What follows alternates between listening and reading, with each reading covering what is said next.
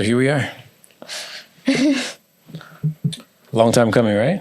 Yeah. Because, I mean, we did that drive in the car. Yeah, we did like 2 or 3. 2 or 3 of those. We only posted 1. 2. We posted 2? Yeah, I think so. Yeah. And after the first one, I felt like everybody was like, you guys should do a podcast. Yeah. Which I think we were kind of thinking. Yeah. Yeah. I would say we were kind of thinking about it, and we knew that we wanted to do it, but the timing but I was doing some acting and you're doing work with Town Teas, but now we found time. We had to make time. Yes. Because we still have all those things going on. But I think we made time.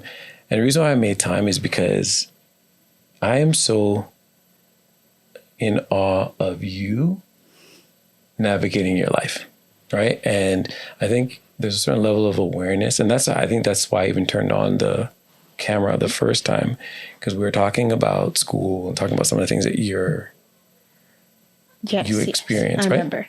And I felt like you're speaking with a lot of wisdom for somebody your age.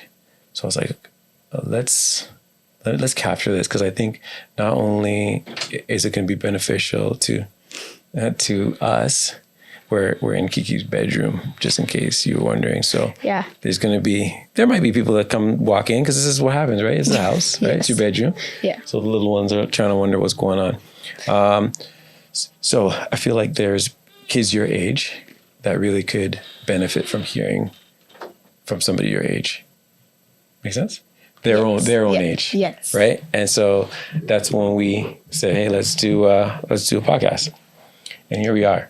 Yes. What is finding KeeKee? I would say finding KeeKee is, KeeKee is my nickname, so I would say finding KeeKee is just a podcast about me navigating, as you said, through life. And I hope that with this podcast, we inspire or encourage some other young people my age, if whatever they're going through in their journey, for them to see this and just be like encouraged by it. Yeah, that's awesome. I think that's perfect.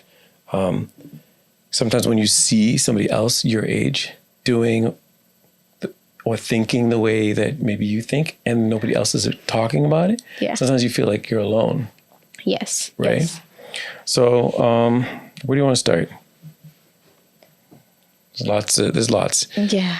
How about we start with today? Okay. So what happened today? Today, I have to give preface. So I auditioned for Oliver, and in Orangeville, I auditioned for Oliver, and I auditioned for Ensemble because I just wanted to be a part of it. I just wanted to enjoy it. I just wanted to just be in it. You just love being a part of musicals and theater. It's like, I don't care where you put me. Exactly. All these pictures on the wall, it's out of focus, but these are just all from my musicals and everything. So get some more over there. We should do a room tour. Yeah. But I auditioned for that. I auditioned for Ensemble. And then on Saturday night, I got an email saying that they wanted me to come for a callback for the role of Oliver, the lead kid in the thing. So I was like, I'm excited. I was so excited. I did some singing in the morning with Auntie Noni, if you guys know.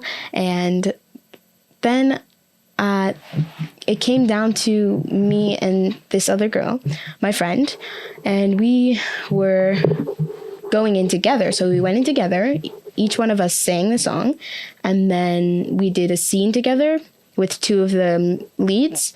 And then finally at the end, they were like, we're still having trouble. So they brought me in and they sat me down. They were like, we just want to know what you want, if you have your heart set on a character. And I was like, I don't really have my heart set. I'm just excited to be a part of this. But then I told them that I definitely felt more connection to Oliver. And then they were like, that's great. Thank you for sharing that with us. And then they did the same thing with the other girl. So now we're just waiting to find out. They said they're going to call us on Monday or Tuesday. Mm-hmm. And I'm just so excited. I can't wait. And really, it doesn't even matter at this point, like which one you get, because you're in the show and that's what you wanted, right?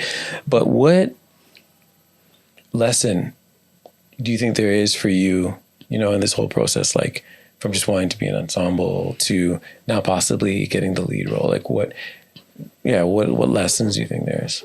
Well, I just want to start by saying one thing about me I think I realized is that I want to stay like quiet. Well, not quiet, but when I have to do auditions with singing, I tend to stay on the more like just easier side. That's why I think I auditioned for ensemble, because in the back of my mind I was like, I don't want to disappoint myself or anybody else if I don't get the role I auditioned for. So I just decided to do ensemble, which I was still happy with. I was still very, very happy with. But then when it came to Oliver, I was feeling some like anxiety that I don't usually feel. And then I realized that it's because I didn't want to disappoint you and I didn't want to disappoint myself. So the lesson, and you I could think, never disappoint me, by the way. Yes. Just so you know. But Yeah. it's the expectation that you think maybe, or the high expectation you have of yourself that you maybe think, you know, we hold for you, right? So I think one of the lessons is I need to learn to not put so much pressure on myself. Because when I got to the audition, in fact, my music teacher and my dad were both telling me this, that it doesn't matter about the vocals, it matters about the acting. The music director of the show said to me, it's okay if you have voice cracks, it's okay if this, we just want to see the acting. And I was like, well, there we go. So I did it, however, and it just ended up how it ended up. So what, like in that you're saying like you need to be more confident in like who you are or what you have to offer? I just need to be, yes, I just think I need to be more confident in knowing that I'm good enough. Like I'm a good singer, I'm a good actor. I just need to be more self-assured in that, because I know, or I kind of know everyone else can see that, but sometimes I just think to myself, you're not good, you're not a good singer. And I know like I'm sure everybody has had that thought at least once. So I just kind of explore that thought, like why do you think you're not a good singer? What reason is there for you to think that? And so you helped me with that today earlier. And what lesson for people out there, like young people your age, like you talked about, you have to be more self-assured, right? And I think there's a difference between like being cocky and like overconfident and self-assured and confident and knowing what you have. Like, do you think that that's a challenge for young kids your age or girls your age? Well, it is a challenge for me sometimes. So I'm sure that I'm not the only one. 8 billion people on this earth. I'm pretty sure I'm not the only one. But what you said, something... Yeah, like what's the lesson for other people in that? You know, I think the lesson would be...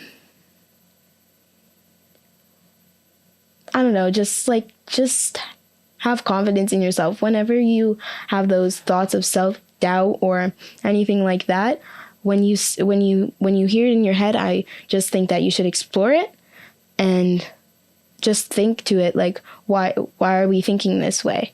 Why does... Like what proof of evidence? What Yeah. proof do we have that we are not good enough? And maybe you talk to someone, about that thought, someone that you can trust, or maybe you just self-reflect and think about it to yourself, but don't give the thought power and like, oh, maybe I am not good enough. Oh, maybe, but like, why do we think we're not good enough? Why does this part of me think that I'm not good enough? So, yeah. And then look at the evidence in your life that substantiate your ability. I play the piano. I've been playing the piano since I was 5. When my dad sings out of key, I immediately know. Like I'm good with harmonies, right? Like, and then just reassuring yourself of the things that you do know and that you're confident of. And I think it's part of the whole thing of like having a healthy perspective, a healthy view of yourself. Yes. I think a lot of kids your age, and I know that when I was younger too, there's you're always looking at other people and comparing yourself, right? Yeah. Talk about that from maybe your experience or maybe what you have noticed in your peers. Yes. So something that I do notice a lot is that my friends will come up to me and they'll be like, oh my gosh, she's so gorgeous. Like, I could never be her. And I'm just like, but you are gorgeous. You can. Like, you don't have to be her, but you can be yourself. And you are gorgeous, like, just however you are right now. And I think a lot of people just, like, compare because they see something that's, like, you're always going to have something to nitpick about yourself because, like, you can be mean to yourself, but you can't be mean to other people. Mm-hmm. Like, why are you being mean to yourself if you're not gonna, or if you can't be mean to other people? You're just fine, just the way you are. Mm-hmm. And I know it sounds kind of like cliche or whatever, mm-hmm. but it's true. How do you have a healthy view of yourself? Like, how do you, how do you have that confidence? Well, I do have a really good relationship with you guys, you and mommy, and you guys do really encourage me with my, like, self-image or whatever. But I also think for other people, just talk to yourself, I'd say. Like, even if it sounds kind of funny or if you feel kind of funny doing it, maybe when you're lying down in bed at night, you just say those kind of things. Say, I am beautiful. I am good at stuff. I am good enough. That kind of thing. Because even though it sounds kind of funny, when you say it to yourself, you're really, like, what's the word? You're setting it in, like, stone in yourself. Even the first time it sounds bad, but if you keep doing it, you're going to believe it. That's good. As you're talking, I'm thinking about this book. Let me get it. Book? Yeah. I have a ton of books. No, this book. Oh, that book. Definitely gonna have to do a little room tour so people can see what the setup is in here. Okay. Put your is that for your birthday? Yes. Bracelet. Okay. Or necklace. Yeah. Okay. So. Oh, I should bring this back, right? So you just turned 13 in March. 13. I feel it's like the beginning of quote unquote teenager, right? Because you got the teen in there, right? But yeah, I think, when you think about adolescence and growing up, like 13, you almost feel like you're coming out of being a kid and coming into like the beginning journeys of becoming an adult. So I'll give a little context, and then I got a question specifically, but you can talk about what this book means to you. So you had your 13th birthday. We had a surprise birthday for you. Yep. It wasn't a birthday party, but it was like a birthday coming of age celebration. And Mommy and I, we've been planning this probably for a very long time, just because we recognize the importance of reaffirming and affirming certain things in our kids. And we got this book made, and this is the first book of KeeKee, which hopefully there's a second and third, but you're writing your story as you live it. And we got family and friends to write letters to you. Yeah. About you, obviously. And one of the most amazing things to me was when you were reading it in the night that you came. Yeah. And talk about that. So after the party, I came home and I was just looking at this book because I hadn't read all the letters that were in it yet. So I was just reading the book, and then I think I came to your guys' room, right? Mm-hmm. I came to your guys' room, and what did I say? You said something along the lines of like, in short, I know what I know about myself. Yeah, but you said it's true. You said it's true. Yes, what I feel, know about myself, other people see it as well. Yeah. So talk about that. So I think I was talking about, I was reading the letters, and I was like, all these things that these people are saying, what does it say? Hardworking, amazing, all these things, blessed, intelligent. I knew that to a certain level. But as I'm reading all these people that have written all these things about me, and I'm just thinking to myself, okay, so it's actually true. Like, it's plain to see. People can see this about me. It's not just me just affirming me. It's everybody else affirming me too. And I was just coming to you guys. I was talking about how I'm so grateful for all these people and all this community I have, this family that I have that actually cares about me. Mm-hmm. And why was it so important?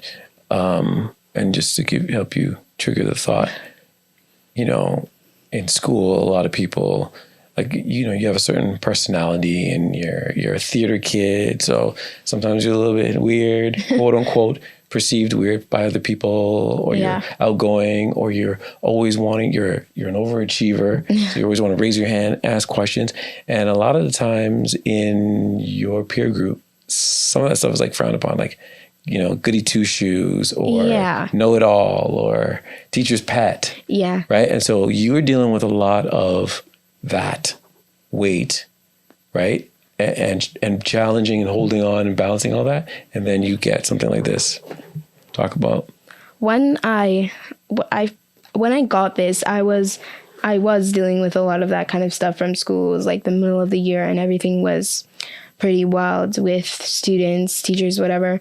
And then I got this and I thought to myself, so now anytime I'm feeling any way about school, about people who don't care about me, who don't love me, I could just read this book and it will remind me of all the people that actually do. Because we know you. Yes. Right? These people they don't know you. And I think a lot of kids, you know, you put a higher value on peers at school who are like what I like to categorize as acquaintances. Yeah. You value what they say or what they think about you higher than what you know about yourself and what people who know you feel about you. Why do you think young people do that? Well, I think it's because, since I'm just going off of my like thing, this is all family and very close friends of yours, not kids my age, not like people of my age that are like of significance. And so I think that a lot of young people like me, or like a lot of young people my age are like, I just want reassurance from the people that are like my age. I just want to be like popular among them. But as my dad always says, you're not going to remember these people when you're 45 years old. You may remember some of them, but they're most likely not going to be in your life forever. And all of your peers are also trying to find KeeKee, find themselves, right? So if somebody's in a stage of life where they're trying to find themselves, how can they tell you about you? Yeah. Right? Yeah. The thing about middle school and those grades is that everybody's just trying to find themselves, but they're trying to find themselves by looking for examples of other people, but the other people around them are also trying to find themselves. So it's like a kind of like a, I don't know what the word is, but you're looking at someone who's already trying to look. So you're just like, you're just like stuck, because there's nobody who's truly like there's nobody who truly has all the experience and knowledge that you need to like grow. This is why I say stick like with your parents, because your parents have wisdom and they do know what they're talking about when they tell you different things. Go clean your room, do this, do that, because they know. Yeah. Or be mindful of that friend, or be mindful of these things. That's right. Right? Because it's almost trying to safeguard you, because in the forming and the shaping and the finding, there might be things that could get lodged in you that affect your growth and your development. And it's also like your parents have lived life and they have gone through 7th and 8th grade. They have gone through high school or whatever. They may have had similar or same experiences as you, which is why it's always good to ask your parents about questions like about what do I do? This friend is doing this and I don't know what to do. Blah blah blah blah blah. Yeah. And they're like, oh my gosh, this same thing happened to me, but you'll never know if you don't ask. I like that. And let's talk about that a little bit more, because a lot of kids are afraid to ask because, one, they don't want their parents to know the things that they're thinking or the things that they're going through. And the other side is that sometimes parents are afraid to answer because maybe they don't want to show the vulnerability, of the challenges that they faced at that age. But it's so important, I think, for parents to be humble and be authentic with their kids, so that you can help them and equip them. Because, me and your mom, we always say, like, there's a lot of things that we had to figure out ourselves, and for us, we want you, and there'll be things that you have to figure out too, but the things that we've already figured out, we might as well pass down the knowledge so that we don't have to repeat the same things. Exactly. So I think we definitely hope that we want to encourage kids to ask questions. Just ask your parents, ask your uncle, ask your auntie, be inquisitive, because it's going to give you the tools that you need, And I think that's what this whole thing is about, this whole journey, this whole Finding KeeKee. Yes, we're talking about you and your life, but there's lessons for everybody. Right? Yes. There's lessons for parents. There's lessons for kids. And so hopefully, that as people come on this journey with you, that some of those things can be unpacked and they can learn from it. Yeah. And I hope that when people watch this, they do go to their parents and watch this with their parents, maybe. And then that can open up different conversations with them, and they can talk about their lives. And that's good. Yeah. That's good. Yeah, I agree. Wow. So you're on online school. Yes. Or you're 8th grade. Yes. What are your thoughts about that now? And before? Yeah. So right now, I'm very, very happy. I'm very excited, and I'm very happy, I guess, that I made the choice, or that my parents encouraged me to make the choice to do online school, because it's been very beneficial to me. Before, though, when my parents brought up the idea first, I was not down with the idea. I was like, no, I want to go back. I want to do this. I want to do that. I want to be with my friends. I want to do this. I want to do that. And my parents let me have my moment. And then I came back to my senses, and I realized that this is definitely the best thing for me to do. Mm-hmm. And let's just say, for you, right? For me. Because other people have different challenges and, Yeah. Right? Yeah, but this was definitely the best choice for me. Mm-hmm. And I'm really, really happy I made this choice. Yeah. Why? Because I love to learn, and I don't really care for the other parts of school. I just care about the learning part.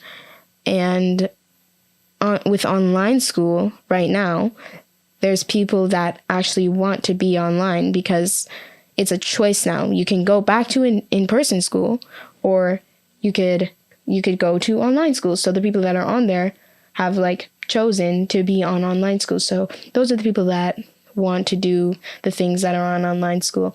And what was I going to say? I think I was going to say something about... I really forget. Why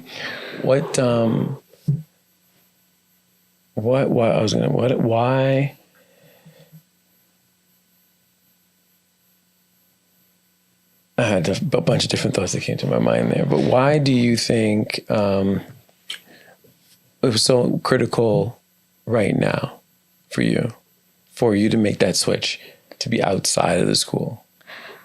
I think it was because of the people around me, and it wasn't really a good environment for learning or an environment for developing. Because in these years that I'm at, it's very important that you have a good support system and a good environment, not just to learn but also to grow and develop like pathways in your brain of how of like life lessons, I guess. Like a healthy perspective. Yeah, like a healthy perspective on different situations. And I think that it was at the point where you were like, I need to like take you away from this environment because it's changing you in not good ways. So then I just you brought up the idea. I was upset, then you let me, and then I realized that it is actually a good choice for me to do. And what do you say to people that might be like, well, what about the social aspect of things? Like, what about, friends and stuff like that? Like, well, do you get that? Oh, yeah. I definitely do get that. And that was kind of one of the main reasons why I was so upset with the whole online school thing in the beginning, because I'm a very social person. And how do you get to express that or be a part of that now? I get to do theater now a lot more often, and I was saying I'm a very social person and I love talking to people, but as I think my mom said, it's better for you to not hang out with people than hang out with people that are beating you down and tearing you down and breaking you down. Because even some of the friends, I guess, that I had... You gotta say it like this. So, some of the friends that I had were beating me down all the time. Yeah. So she told me that, and then I was like, you know what, you're right, because it's taking a toll on me. Yeah. Because you're such an optimistic person and you're so full of life, and then we saw you not. Yeah. That, right? We saw you not yourself, and we're like, and it's not that the people are being mean. The byproduct of what they're doing was mean, but they all have their own challenges. Like we told you, we were trying to show you, like they got their own challenges at home, and sometimes they come to school and they vent, or they're frustrated about the work, or they don't get this, and it's all these different things. And then when they see somebody who's like shining, doing her thing, and putting her hand up, and it's positive and optimistic, sometimes people just... Yeah. They're like, shut that down. Yeah. Shut that down. Yeah. So, but, hey, this is just... whatever's best for you, whatever you think that you need to do in order to have a good experience, because school should not be a bad experience. Yeah, that's good. Yeah. And that's it. We're not saying this is the remedy, this is the prescription. We're just saying be conscious and aware. Like, and I'm speaking to parents, be conscious and aware of what your child needs. And, Juliana and myself are very, very intentional in making sure that we are conscious of those things. Listen, we got lots of things to talk about through this podcast, like your whole acting journey and like this TV show that you're working on and all that fun stuff. But this is, we've reached like 30-minute mark. Are you good with that? You tell me? Yes, I'm good with that. Okay, so we'll end this episode and we'll come back again. We got lots of things to talk about. Yep. All right. You say bye? Bye. See you.